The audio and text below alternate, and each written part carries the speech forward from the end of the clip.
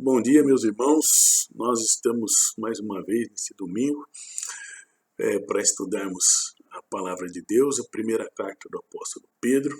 Vamos finalizar o estudo hoje. Eu sou Mateus Tobias e vamos orar neste momento, pedindo a Deus orientação para esse estudo. Senhor, obrigado, Pai, mais uma vez, pelo dia que o Senhor nos dá, pelo privilégio de estarmos reunidos, Senhor, para estudar a Tua Palavra. E grato nós somos, ó Deus, por saber que o Senhor tem cuidado de nós. Eu te suplico, ó Pai, que o Espírito Santo esteja na mente de cada um, para que nós possamos compreender exatamente a Tua vontade para as nossas vidas. E é no nome desse Senhor Jesus, que reina para sempre, que nós oramos. Amém. E está, então, pensando no que o Senhor tem a nos falar nesses minutos, que seguirão. Nós vamos trabalhar inicialmente os primeiros 4 versículos do capítulo 5. E diz assim o texto: Aos presbíteros que estão entre vós, admoesto eu, que sou também presbítero com eles, e testemunha das aflições de Cristo e participante da glória que se há de revelar. Apacentai o rebanho de Deus que está entre vós, tendo cuidado dele, não por força, mas voluntariamente, nem por torpe ganância, mas de ânimo pronto, nem tendo domínio sobre a herança de Deus, mas servindo de exemplo ao rebanho. E quando aparecer o sumo pastor, alcançareis a incorruptível coroa da glória. Nós vimos aqui algumas coisas muito relevantes, para a gente estar buscando compreender o que o Senhor tem a dizer para nós aqui. Nessa carta, o apóstolo Pedro, ele fala inicialmente aos presbíteros, ele fala e à igreja como um todo, tendo como base aqui o versículo-chave desse estudo, que são os 5 e os 6, o 6 e o 7, que diz assim: Humilhai-vos, pois, debaixo da potente mão de Deus, para que a seu tempo vos exalte, lançando sobre ele toda a vossa ansiedade, porque ele tem cuidado de vós. Ele vai, então, iniciar esse relato falando aos pastores. A palavra presbítero, é uma palavra grega, que significa ancião. O sentido básico dela, inicialmente, era o sentido de uma pessoa idosa. Com o advento do cristianismo, com a formação da Igreja de Cristo, os líderes, em força desse costume, os líderes passaram a ter aplicado esse ancião, essa palavra passou a ser usada para a liderança da igreja, mas não mais em sentido mais técnico, não digamos em função somente da idade. E um exemplo que a gente tem é Timóteo. Timóteo era jovem, era um jovem líder e discípulo de Paulo, discípulo de Cristo, e Timóteo, ele não era idoso, mas ele era pastor, ele era amadurecido na palavra de Deus e ele estava apto e pronto para exercer o pastorado.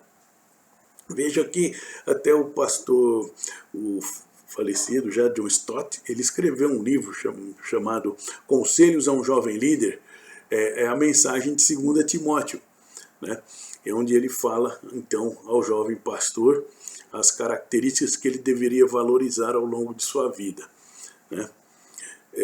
A palavra presbítero passou então às igrejas cristãs como sendo um dos 3 títulos que se aplica ao pastor. É pastor, propriamente, bispo e presbíteros.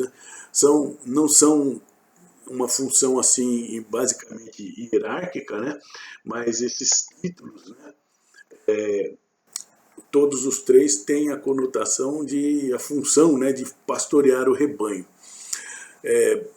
Hoje em dia até a gente ouve alguma polêmica, de repente uma pessoa sai com uma coisa, tem algumas seitas, até que falam sobre que não aceita que palavra a palavra pastor seja aplicada aos homens, porque pastor seria somente Jesus, né? De fato, Jesus é o bom pastor, Jesus é o sumo pastor, né? É ele que realmente está ali naquela função, né, de que é o verdadeiro guia, né? Entretanto, o bispo, né, o pastor, né, no sentido entre nós aqui, é aquele que cuida de ovelha, né, que cuida de um rebanho. O pastor, ele não é o dono do rebanho. O pastor, ele tem a função de cuidar do rebanho do seu senhor, né? Então, algumas discussões às vezes surgem assim, né? Se eventualmente alguém se deparar com alguém que vem apresentar uma coisa, isso aí realmente é algo que não acrescenta nada, não tem uma relevância, digamos, teológica nisso aí, né? Mas simplesmente é uma questão de semântica, né, que está mais ligada ao idioma do que qualquer outra coisa, né?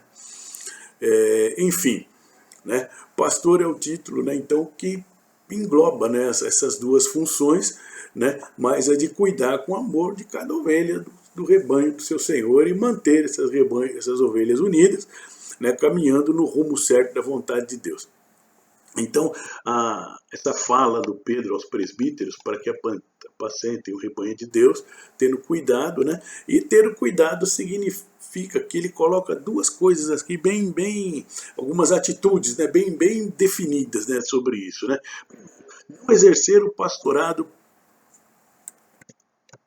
por autoritarismo, por força, né? Esse domínio, né? Que às vezes investido, né, na função lá pastoral, e alguns, né, que a gente vê por aí tem esse entendimento de que ele é o Senhor e ele de alguma maneira começa a desvirtuar aquilo para qual ele foi chamado, né? O pastor é um servo de Deus e ele serve a igreja do Senhor, e não com conotação dessa autoridade, de alta posição, de função de ministro de Estado, de chefe de alguma coisa, né? Mas é com a humildade de um servo, né? E é esse o conselho e o olhar do apóstolo Pedro para esses homens, né? Não exercer o pastorado por torpe ganância, né? O segundo ponto. Então, primeira coisa, né? Não seja autoritário, não seja venha ali com domínio de força, né? Sobre os membros, né? Ele exerce a sua autoridade, né? No contexto da obra, né? Mas a autoridade ela é de natureza espiritual e não algo que venha da carne, né? E quando o apóstolo Pedro está falando aqui de domínio da força, ele está colocando essa conotação aí, né? De domínio da carne. Não, você é pastor, né? A sua força não vem de você, a sua força vem de Deus, e a tua autoridade ela vem também do Senhor, né? Então, autoritarismo não é autoridade, né? E nem esse exercício de força carnal não leva a bom termo, né? O pastor ele é um servo de Deus e como servo de Deus ele serve a igreja, né? E veja bem, né? A gente diz aqui pastor, mas todo ministro que administra a obra de Deus, ele tem que entender assim a coisa, né? E segundo ponto, não exercer o pastorado por torpe ganância. Essa conotação aqui, né? Essa expressão, ela dá de fato a entender que havia duas coisas, né, aconteciam ali, né? Primeira coisa é assim, saber que os pastores eles eram sustentados pela igreja, né, pelas igrejas. A igreja tem o dever de sustentar o seu obreiro. Ele vai exercer o seu ministério digno, é o obreiro do seu salário, e a igreja vai sustentar esse pastor, né? A igreja vai sustentar o seu ministro. Sustentar significa estar ali na escora, dando apoio, para que ele não possa não estar, de alguma forma, premido por necessidades básicas, mas aquilo a igreja vai suprir a ele, né, meios dele viver, né, com certa tranquilidade, para que a dedicação dele seja integralmente na obra de Deus, né? Havia casos já, né, de que haviam pessoas inseridas, né, no ministério, que eram movidos por pura ganância, né, pelo dinheiro, e não por servir na obra de Deus. O sujeito dizia que ele ia ser obreiro, mas ele entrava ali no meio. Né? Olha, tem algo, né, que o Senhor ele usa a expressão assim, torpe, né? A palavra torpe é algo que causa repulsa, causa nojo, né? Que realmente é uma afronta a Deus isso aí, né? A avareza, então, desses líderes levava eles a lançar as mãos de meios escusos para se apropriar do dinheiro das igrejas, né? Dos recursos que ela tinha, né? Nesse aspecto, né, a gente vê o sujeito a situações, né, que são assim verdadeiramente escandalosas, né? Eu conheci uma pessoa que trabalhava com corretagem de imóveis, né?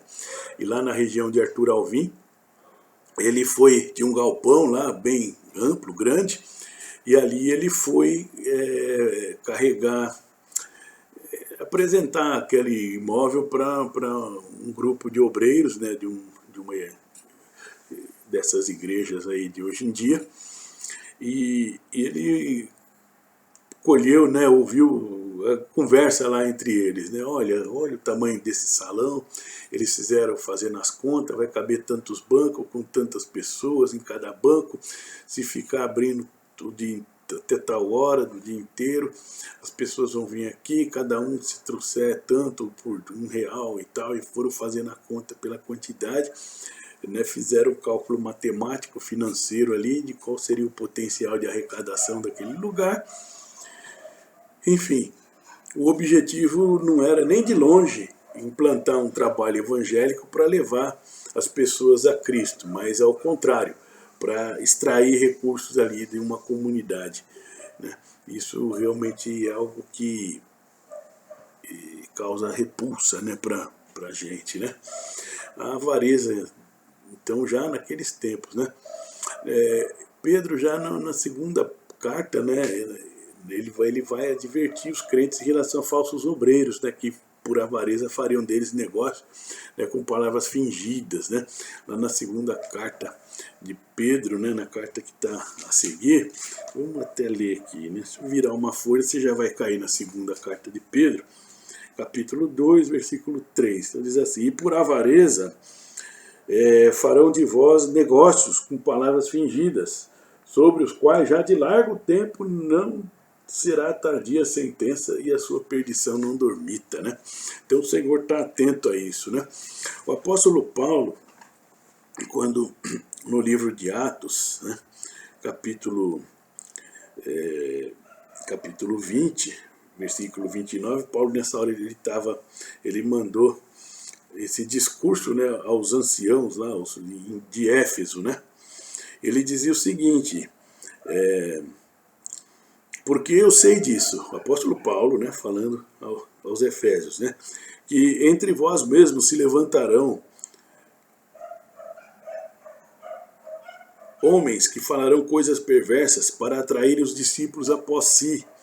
E ele dizia isso porque ele, sabendo, né, que depois da partida dele, ele diz assim no versículo anterior, porque eu sei isto, que depois da minha partida entrarão no meio de vós lobos cruéis, que não pouparão o rebanho, né, e vão fazer negócio de vós. Né? Esse apóstolo Paulo tinha consciência que depois que ele saísse dali, de fato, isso iria acontecer, e não diferentemente aqui aos cristãos aqui a quem Pedro estava dirigindo a carta, que é uma carta universal, né? As igrejas têm então o dever de fornecer o sustento adequado aos seus pastores, tá? E nós, por outro lado, né, precisamos ser prudentes e vigilantes para não ser conivente com liderança dessa natureza aí, que sejam movidos somente pela ganância, né? Isso é muito fácil, né, de ver, porque esse caráter acaba aflorando assim, né, nas pessoas, né, que se manifestam assim. Aquele que aceita então o pastorado, ele nunca deve prestar o serviço à igreja pensando nas vantagens que ele vai obter ali, né? O desejo de quem assume pastorado é sempre dar de si o melhor para a igreja e nunca tirar da igreja para si.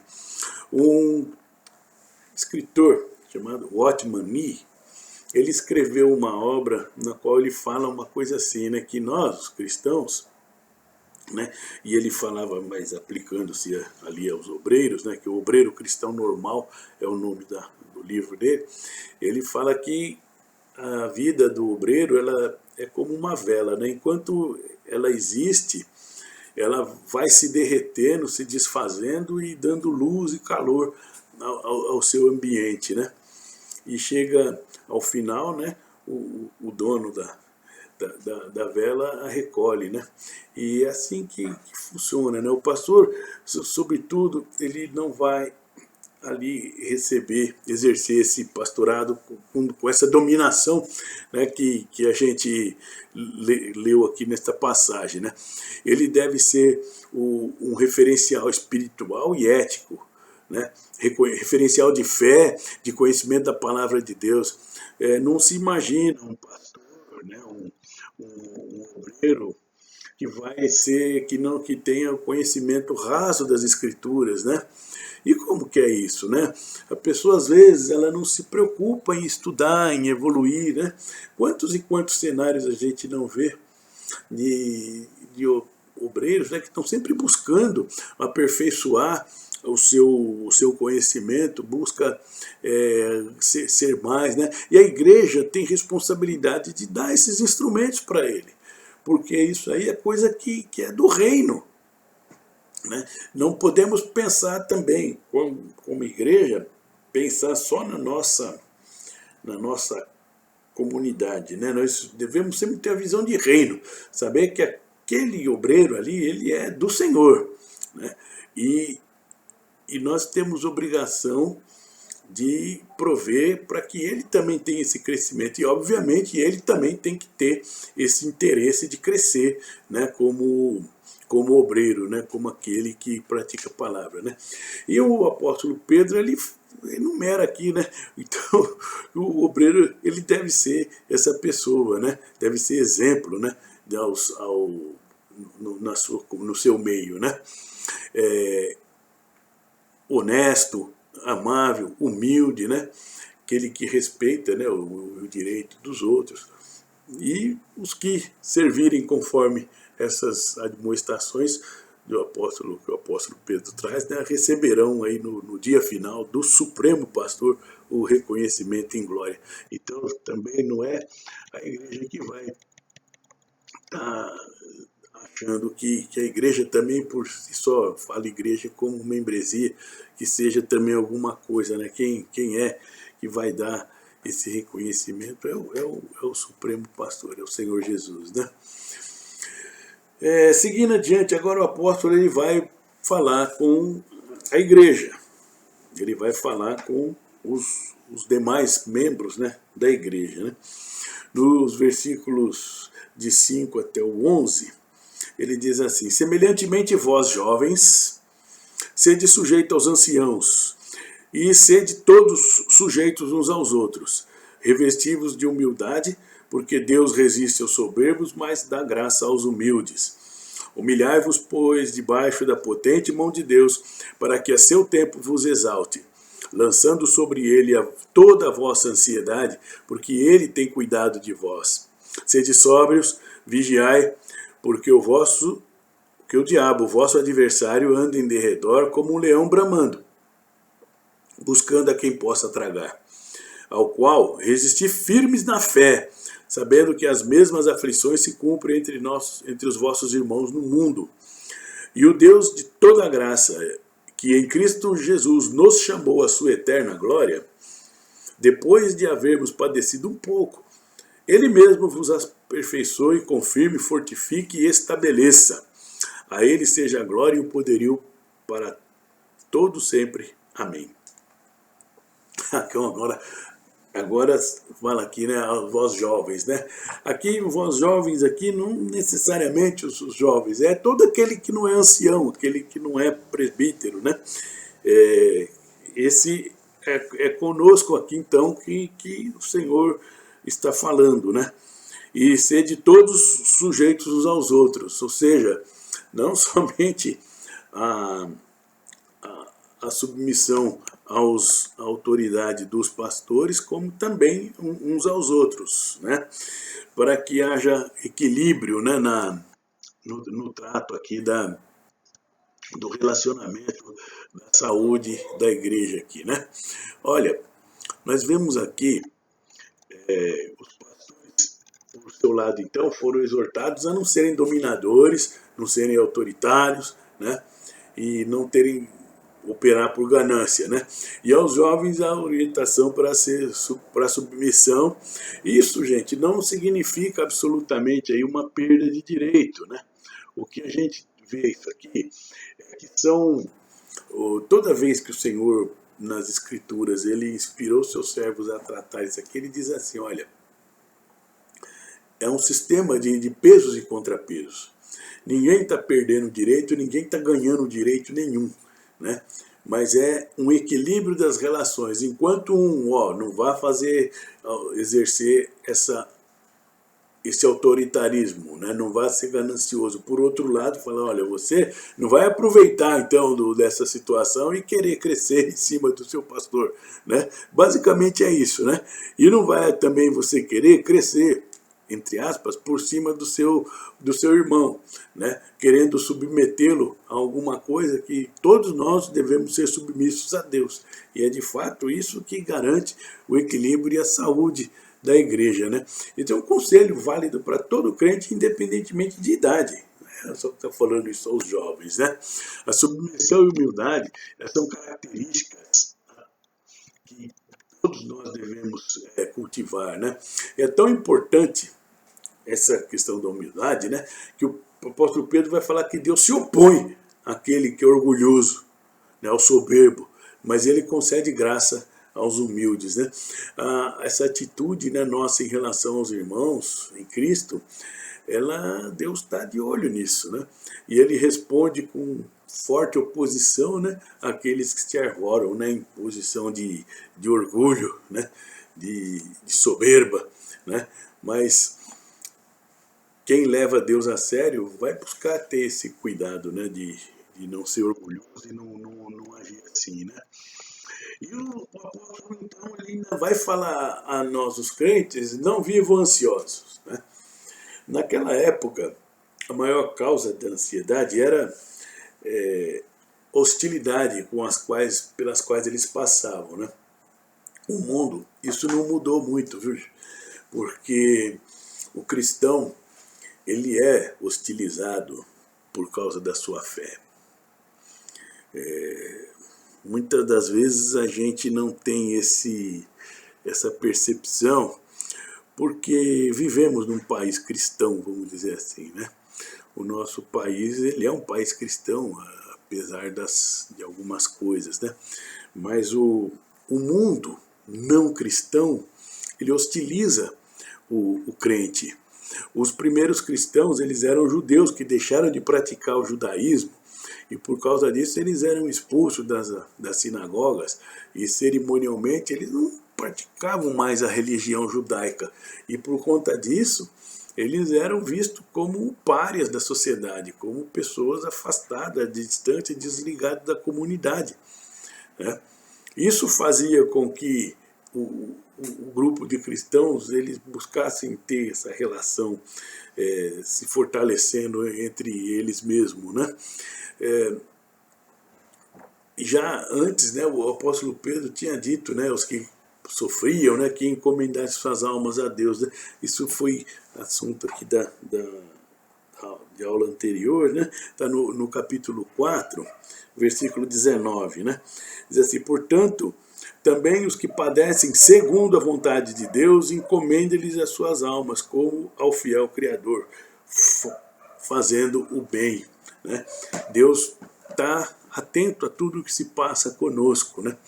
E por isso que nós devemos depositar nele a nossa ansiedade. Ah, mas como é que você faz isso? É com oração, né? Nos comunicamos com Deus, levamos as coisas a Ele, a nossa ansiedade, orando para que essas coisas aconteçam. Sejam sóbrios e vigilantes, resistam ao adversário e glorifiquem ao Senhor. Ora, vamos lá. Sobriedade é o oposto da ebriedade, né? Ou seja, da embriaguez, né? O sóbrio é aquele que adapta sua vida naquilo que realmente é indispensável, né? Ou seja, busca levar uma vida simples. Como é que é isso, gente? Levar essa vida simples, né? Às vezes, muitos irmãozinhos, eles se envolvem em verdadeiras aventuras, vamos pensar assim, aventuras financeiras, né? Ele arranja um compromisso difícil de segurar, né? E isso leva a uma intranquilidade, a uma desestabilização da sua vida, às vezes dentro da família, né? E vira aquilo uma verdadeira loucura. Às vezes parece que a pessoa entra num tipo de um transe e ela vai e chega lá, faz uma dívida, ou toma uma decisão errada, pede demissão do trabalho, ou tem uma discussão sem sentido com alguém, e isso não é bom, né? Isso leva uma intranquilidade, e isso aqui está falando, vamos centrar a vida naquilo que realmente é indispensável, né? Não vamos entrar num mundo de loucuras, né? Esse ambiente de consumismo que a gente tem hoje, né? E por outro lado, e vigiai, né? Sede sóbrio e vigiai. Quem vigia é aquele que não se descuida, está sempre alerta para não ser surpreendido pelas astúcias do inimigo, né? O inimigo, ele usa o sofrimento que a gente às vezes vai passar para fazer a gente tropeçar e até colocar em dúvida nossa em relação a Deus, né? E do seu plano para a nossa vida, né? O inimigo é astuto, não há coisa que ele não usa que ele possa colocar contra a gente, né? Resistir ao adversário, né? Consolando-se com a seguinte realidade. A primeira é saber que ele está dizendo aqueles crentes lá, né? Mas para a gente também, não somos os únicos a sofrer. Mas todos os nossos irmãos no mundo todo padecem dos mesmos sofrimentos, ou seja, hostilização, né, perseguição, né? E o inimigo está procurando atacar a todos os crentes o tempo todo, de todas as formas. Por isso que o apóstolo Paulo não deixa de nos exortar que nós devemos estar sempre orando, né? Porque nossa luta não é contra carne e sangue, mas contra os principados e potestades nas regiões celestes, ou seja, a guerra é espiritual contra os poderes das trevas, né? Cristo também padeceu, né? Os sofrimentos, eles não significam que Deus está se esquecendo da gente. A segunda realidade é que, por mais que venha, né, esse sofrimento, ele é por pouco tempo comparado com aquilo, com a eternidade da glória, né? Nós, que fração do tempo podemos colocar esse período em que vivemos em carne e osso, né, aqui na Terra, com toda a eternidade ao lado de Deus, né? É uma fração muito pequena, né? Essa consciência levaria a entender que Deus, então, estava operando a salvação deles, né, de todos nós, e que todos nós estamos sujeitos às aflições. E isso Cristo já tinha advertido, né? Lá no Evangelho de João, capítulo 16, versículo 33, vamos abrir aqui para a gente ler essa passagem. João 16, 33, diz assim: tenho-vos dito isso, Jesus falando aos discípulos, para que em mim tenhais paz. No mundo tereis aflições, mas tende bom ânimo, eu venci o mundo. Olha, a paz que o Senhor está falando aqui é algo extraordinário, é uma paz sobrenatural. Ele diz que ele dá a paz, ele não como o mundo a dá, a paz do Senhor é uma paz diferente. Nós no mundo ocidental, às vezes no nosso meio cristão, a gente tem um hábito de dizer assim, graça e paz, né? A paz do Senhor, etc., como cumprimentando, né? Isso é algo extraordinário Muito mais profundo do que a gente pode abstrair, vamos dizer assim. Porque no Oriente Médio, ali é um barril de pólvora. Aqueles povos, eles vivem em guerra, né? Vivem em conflitos. E o que acaba acontecendo é que eles se cumprimentam desejando paz uns aos outros, eles se despedem desejando paz uns aos outros, né? E a paz eles falam, né? O judeu, ele fala shalom, e o árabe é salam, né? E eles dizem isso, desejando paz, porque paz é algo que é o bem mais desejado deles. Tanto é que a promessa, a advertência do Senhor, com relação ao anticristo, é que ele vai trazer uma falsa paz, uma falsa sensação de paz. E o Senhor está dizendo aqui que a paz que ele nos dá não é aquela paz, não é a paz do mundo, é uma paz diferente, né? Ele está dizendo que ele vai continuar agindo nas igrejas, aperfeiçoando e colocando na devida condição, equipando, restaurando, e ele vai firmar os crentes, né? Ele vai firmar os crentes nas situações adversas, né? Nas adversidades, nas dificuldades pelas quais a gente passa. Só Deus mesmo para nos firmar. A certeza de que Deus quer e nos fortalece, que nos encoraja a enfrentar esse adversário, o leão que está rondando, buscando tragar.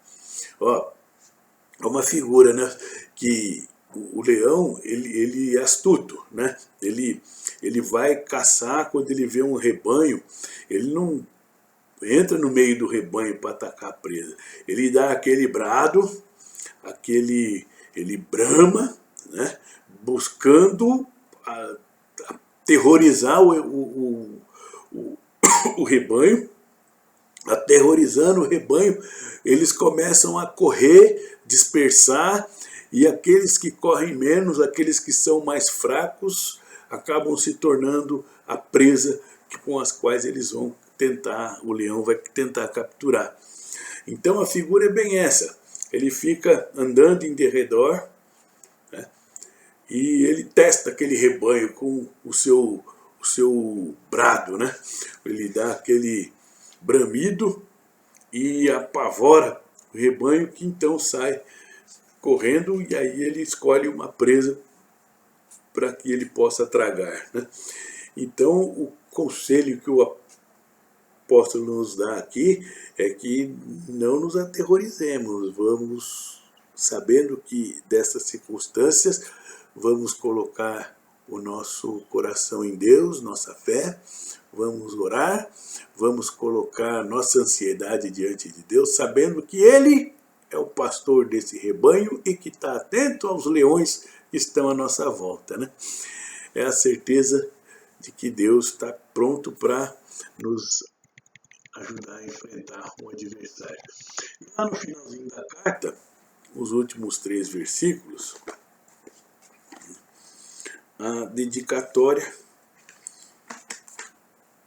e a identificação. Ele vai dizer então que por Silvano, versículo 12, vosso fiel irmão, como cui, escrevi brevemente, exortando e testificando de que esta é a verdadeira graça de Deus, na qual estáis firmes. A vossa coeleita em Babilônia vos saúda, e meu filho Marcos. Saúda-vos uns aos outros com ósculo de amor. Saudai-vos uns aos outros com ósculo de amor, para que paz seja com todos vós que estáis em Cristo Jesus. Pedro então diz que quem está escrevendo aquele texto é Silvano, né? O mesmo mencionado que é Silas, né? Mencionado, Silvano e Silas são a mesma pessoa, mencionado em Atos dos Apóstolos, lá capítulo 15, versículo 22, depois vocês podem olhar, foi quem escreveu para ele essa carta. Pedro dizia o que ele pensava, da inspiração vinda de Deus, e Silas registrava ali, redigindo, né? Era uma prática muito comum isso aí, né? Quando há uma carta do apóstolo Paulo, não me lembro em qual delas, mas ele diz assim, olha, eu vejo que eu mesmo estou escrevendo isso, olha o tamanho das letras, né? Veja que com grandes letras eu escrevi, porque Paulo ele estava com deficiência visual e quando ele ia escrever, ele escrevia com um tamanho gigante, né? E Pedro, então, ele envia saudações à coeleita, né, eleita que está em Babilônia, né? Eles tinham uma codificação, né, para falar. Eleita era a forma como eles se dirigiam à igreja, né? E quando ele falava de Babilônia, né, Babilônia está em Babilônia, eles falavam de Roma, né? É onde ele estava. Era assim que eles se referiam à cidade de Roma, como Babilônia, né? Isso é um fato já confirmado aí na história, né? E quanto ao filho Marcos, esse filho é no sentido espiritual, né? Marcos foi o autor do segundo evangelho, como está na escritura aqui, mas é o primeiro evangelho a ser escrito, foi o evangelho de Marcos. Os registros que ele teve, aqueles claros que ele precisava encher do testemunho de Jesus Cristo, certamente ele pegou com o apóstolo Pedro, né? Ele era o seu auxiliar e também o seu filho na fé, né? E Pedro vai finalizar, então, essa carta rogando aos irmãos que eles fossem afáveis uns com os outros, né? E conclui desejando que os cristãos aos quais ele dirigiu sua carta estivessem em paz em Jesus. Olha aqui, né? A paz em Jesus. Haja paz em cada um de nós e entre nós na igreja e entre as igrejas de Cristo. Que Deus opere entre nós, seu povo, a sua paz, né? Para aplicação nossa, né, nosso dia a dia, de tudo isso que a gente viu aqui nessa passagem, né, no capítulo 5. Primeiro, Pedro falou aos pastores, deve ser exercido na base da voluntariedade, tanto do pastor, ao ouvir o chamado de Deus, né, e depois por toda a igreja em amar os seus pastores. Outra coisa, resistamos ao adversário. Confiemos nas promessas do Senhor, de glorificação final. Esse período que a gente passa aqui é uma pequena fração de todo um tempo na eternidade com o Senhor, né?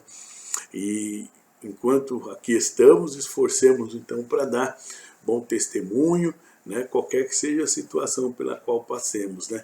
Sejamos sóbrios e vigilantes, né? Sóbrios e não nos meter aí em aventuras na vida, né, que possam ter consequências ruins, né? Eu mencionei aqui a questão, digamos, financeira, né, mas há decisões que as pessoas que se tomam que têm consequências efetivamente deletérias e de difícil reversão. Decidi que vou abandonar a minha família, que vou abandonar a minha esposa, decidi que vou divorciar, decidi que vou mudar de cidade, assim, decidi, e aí realmente há decisões que a gente toma na vida que precisam passar de fato pelo crivo da oração, né, exaustiva diante de Deus, né, sem cessar, né. E terceiro, né, glorifiquemos a Deus e a Jesus Cristo, mesmo no sofrimento, reconhecemos, né, e a gente deve proclamar a glória dele e o seu poder no local que a gente vive, né. E um grande recado, né, dessa passagem, né? Humilhai-vos, pois, debaixo da potente mão de Deus, para que a seu tempo vos exalte, lançando sobre ele toda a vossa ansiedade, porque ele tem cuidado de vós. O turbilhão de ameaças e perigos, né, que a gente vive hoje, um período de enfermidades, né? Estamos enfrentando uma pandemia, né? Uma insegurança geral de todo mundo, né? Uns mais, outros menos, mas todo mundo tendo necessidade de tomar seus cuidados, né? A preocupação com o futuro, que será depois, né? A questão do sustento da família, né? a perda de entes queridos nesse processo, né? Não só por causa da pandemia, mas por um monte de outras circunstâncias, né? Tudo isso pode levar de fato a gente a um estado de ansiedade, e a solução é a gente ser humilde e estar diante de Deus, depositando as nossas vidas na mão dele, porque ele é poderoso para guardar o nosso tesouro até o dia final. Que Deus nos abençoe e nos vemos logo mais no culto vespertino. Que Deus abençoe a todos.